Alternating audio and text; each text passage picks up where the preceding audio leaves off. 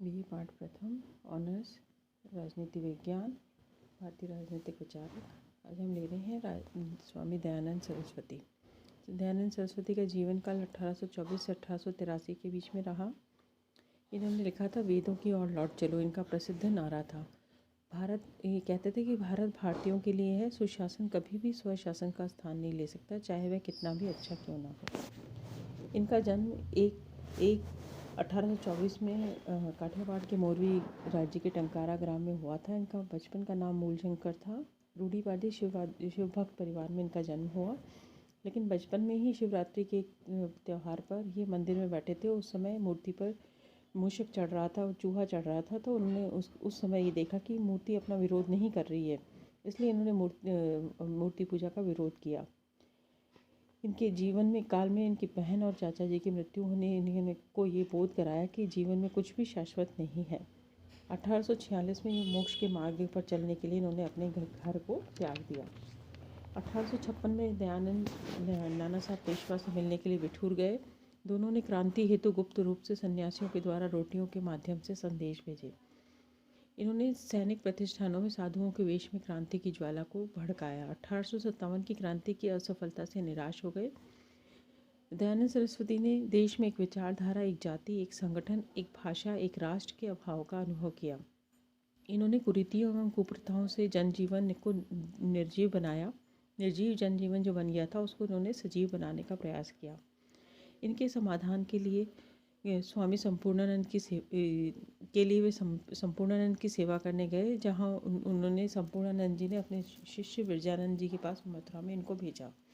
1860 से 1863 के बीच में ये मथुरा में रहे और गुरु दक्षिणा के रूप में स्वामी विरजानंद जी ने उन्हें ये अज्ञान और अंधकार को दूर करने के लिए और प्राचीन सभ्यता और आर्य ग्रंथों का अध्ययन करने के लिए कहा।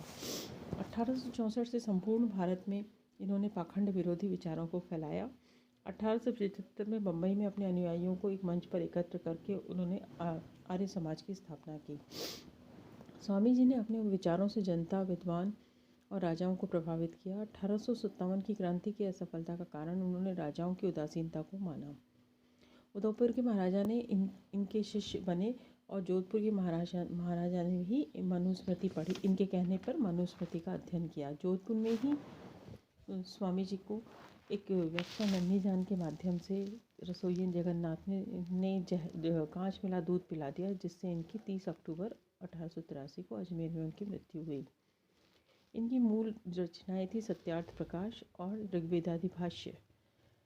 इनके जो चिंतन था उसमें वेदवाद के संदेशवाहक थे। वेदों की संहिताओं से ही इस सृष्टि के आदि मनुष्यों को ईश्वर से प्राप्त हुई हैं। वेद प्राचीन एवं धर्म के मूल स्रोत हैं। Max Muller, McDonald, Wilson Griffith, Jacobi Tilak ने भी वेदों को प्राचीन माना है। मैक्स मूलर ने कहा था कि वेद हमारे लिए मनुष्य की बुद्धि के सबसे प्राचीन परिच्छेद को दिखाने वाले हैं। 4 वैदिक संहिताएं अपौरुषेय हैं। दयानंद ने वेदों में ईश्वर की वाणी को निहित माना है। वे शाश्वत, शुद्ध, आदि ज्ञान के स्रोत हैं। वे जीवन की समस्त समस्याओं का वैदिक सिद्धांतों के आधार पर समाधान करना चाहते हैं।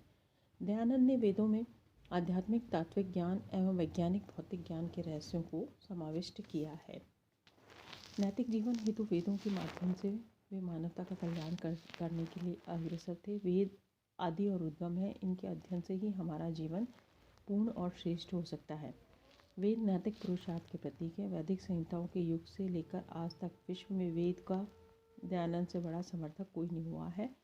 1864 के बाद उन्होंने संत पॉल और लूथर्स की की शक्ति की और उत्साह के माध्यम से संपूर्ण जीवन वेद साहित्य को अग्रसर कर दिया।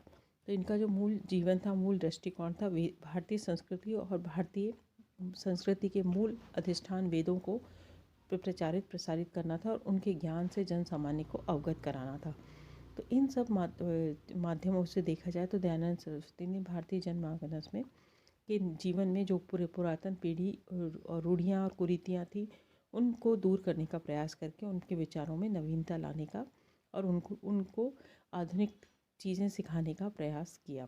तो तर्क शक्ति, विज्ञान और वेदों के ज्ञान के माध्यम से इन्होंने हमारे भारतीय जनमानस में के विचारों को उद्वेलित किया और उनको एक सामाजिक जन जागरण की तरफ अग्रसर